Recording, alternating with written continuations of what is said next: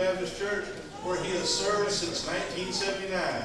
Under his leadership, his congregation has adopted the motto, standing for old-time religion. So you know that this fellow is following the Bible. It's more important to him than following trends or winning popularity contests.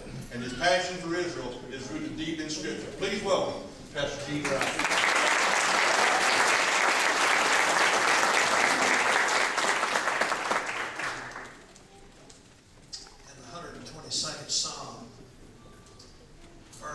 States, pray for the peace of Jerusalem. And then it adds, they shall prosper that love thee. It goes without saying this afternoon that the history of the Jewish people, for the most part, has been anything but a life of peaceful coexistence with the other nations of the world. Why is that so?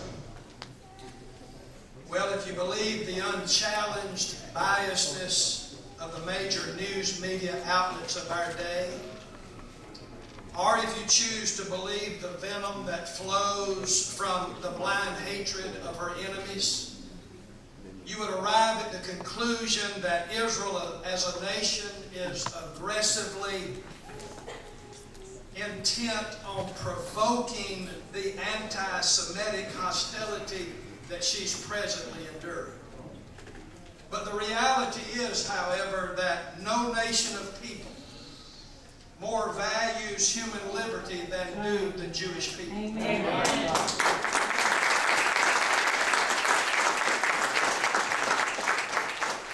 But with that said, let me add, yet few, if any, have ever been persecuted more with the expressed goal of denying them the same basic liberties.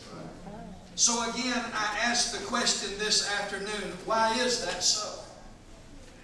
Permit me to say that if we are to truly understand Israel's place in the world and Israel's prominence in the world, and Israel's predicament in this world, may I say that we need to understand that the hostility which is directed toward Israel and her people is rooted within the spiritual realm.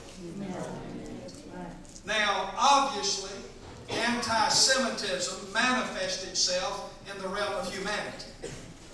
But in truth, may I say that the prejudice against Israel and her people is fueled from the spiritual realm. In other words, the evil of anti-Semitism, and it is evil, was birthed in the mind of the evil one who is first mentioned in the first book of Moses called Genesis. The reality is he hates Israel and he hates the Jewish people simply because they were the chosen of God to be his covenant people. The reality is Satan hates Israel this afternoon because it was through the Jewish race that the promised Messiah would come. And in doing so, this same promised Messiah was said to bruise the head of the serpent from which he would never recover.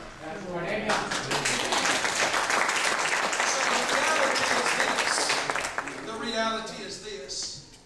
Anti-Semitism's inception and its present day instigation finds its roots in the spiritual realm. That being so, should it then surprise us that God's own spiritual enemy would foster and fuel hatred toward Israel?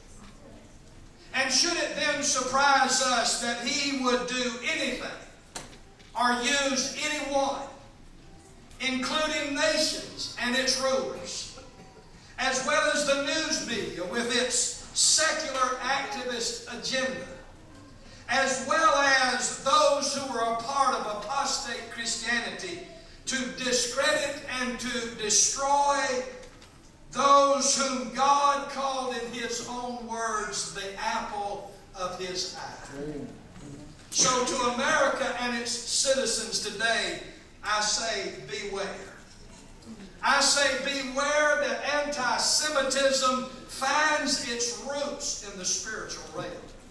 And I add to that by saying, beware, America, that the true and living God said to Israel of old, I will bless them that bless thee, and I will curse him that curseth thee. So beware of that divine promise. Now, I'm of the opinion, as are many others here today, I'm sure,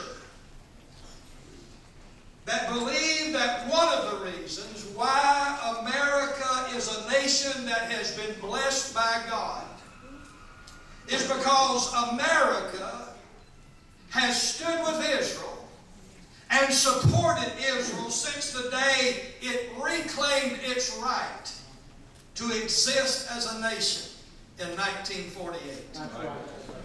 And let it be said from the capital city of Columbia, South Carolina, that the day we choose to abandon Israel will be the same day that the God